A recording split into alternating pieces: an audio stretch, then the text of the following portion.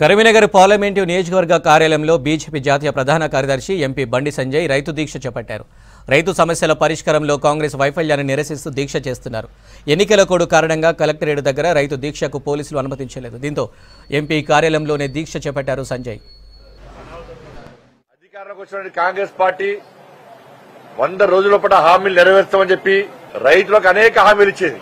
కనీసం ఆ హామీలను పట్టించుకోకుండా 100 రోజులు పూర్తయిన వెంటనే ఒక్కొక్క మంత్రి ఒక్కో రకంగా, ఒక్కొక్క కాంగ్రెస్ పార్టీ ఒక రకంగా ఒక సెక్షన్ మీడియాను మేనేజ్ చేసి ఇచ్చిన 6 గ్యారెంటీలు అమలు చేస్తామని చెప్పి ప్రజలు నమ్మించే ప్రయత్నం కాంగ్రెస్ పార్టీ చేసింది. కానీ క్షేత్రస్థాయిలో ప్రజలు ఏమనుకుంటున్నారు, వారు ఇచ్చినటువంటి హామీలేంది, ప్రజలు కాంగ్రెస్ పార్టీకి ఎందుకు ఓటేసారు, ప్రజలు పడుతున్న ఇబ్బందులు ఏవి అని చెప్పి కాంగ్రెస్ పార్టీ గుర్తించినా కూడా గుర్తించడం నటించి ప్రజలు నమ్మించే ప్రయత్నం చేసేది.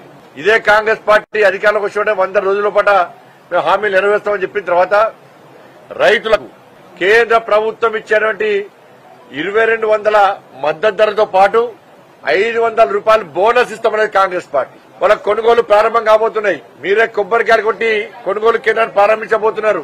ఇప్పటికీ కాంగ్రెస్ పార్టీ ప్రభుత్వం స్పష్టం చేస్తలేదు. మీరు కేంద్రం ఇచ్చే 2200 రూపాయల మద్దతు ధరతో పాటు 500 రూపాయలు బోనస్ ఇస్తారా ఇయరా, ఇస్తామని ఎందుకు ప్రకటించలేకపోతున్నారు? మీరు ఇచ్చిన హామీ ఇది. దాని మీద స్పష్టమైనటువంటి వివరణ కాంగ్రెస్ పార్టీ ప్రభుత్వం, రాష్ట్ర ముఖ్యమంత్రి రేవంత్ రెడ్డి గారు ఇవ్వాల్సిన బాధ్యత ఉన్నది. వ్యవసాయ శాఖ మంత్రి ఇవ్వాల్సిన బాధ్యత ఉన్నది. దాంతో పాటు 2 లక్షల రుణమాఫీ చేస్తాన్నారు.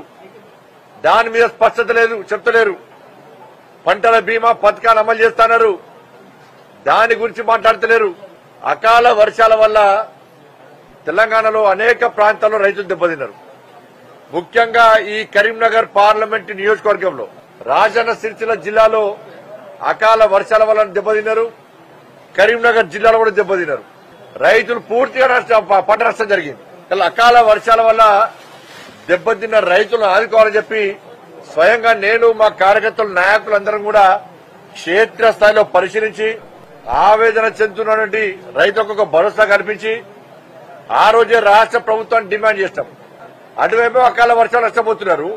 ఈ కరీంనగర్ జిల్లా వైపు సాగునీరు లేక పంటలను ఎండిపోయి పంట చేతికి రాక ఇబ్బంది పడే పరిస్థితి ఈ ప్రాంతంలో.